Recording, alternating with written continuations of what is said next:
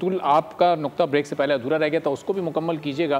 اور اب جب یہ سیز فائر کے بعد اگر کسی بھی ڈی جی ایم اوز کا تو رابطہ ہو چکا، اگر فورن سیکرٹریز کا بھی آپس میں رابطہ ہوتا ہے اور کوئی ڈسکشن ہوتی ہے، تو اب اس میں پاکستان کے پاس سب سے پہلا ایجنڈا جو انڈس واٹر ٹریٹی کا ہے اور اس سائڈ سے بات ہی نہیں ہو رہی ہے اس پر بات کرنے کی، تو پھر یہ ڈیڈ لاک کی سچویشن ہو جاتی ہے. تو اس میں کیسے آگے بڑھا جائے گا؟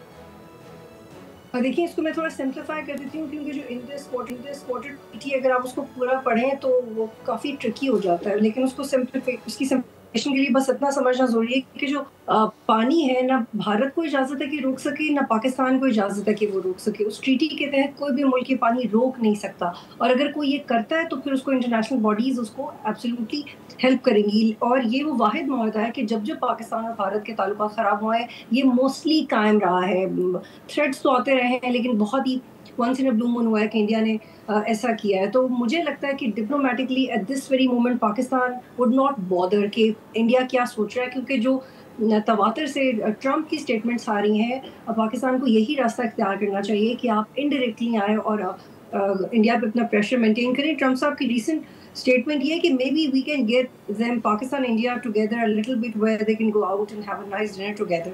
تو اتنا کیجولی اگر بات کر رہے ہیں ٹرمپ، تو اس کا فائدہ بالکل پاکستان کو اٹھانا چاہیے. پورا اسپیس دیکھے، سمجھ کے، وہ جو کول ایٹیٹیوڈ ہمارا جنگ کے دوران تھا وہ ڈپلومیسی میں بھی ہونا چاہیے. اور بھارت اسی لیے پیچھے رہ گیا کیونکہ وہ اگریسو ہو رہا تھا، اس کا میڈیا اگریسو ہو رہا تھا، ان کی ٹالرنس کم تھی، اور ہم لوگ اسی لیے آگے نکل گئے اس پوری صورتحال میں because we were cool and tolerant and observant. ہماری پلاننگ اچھی تھی، ہم کیلکولیٹڈ تھے.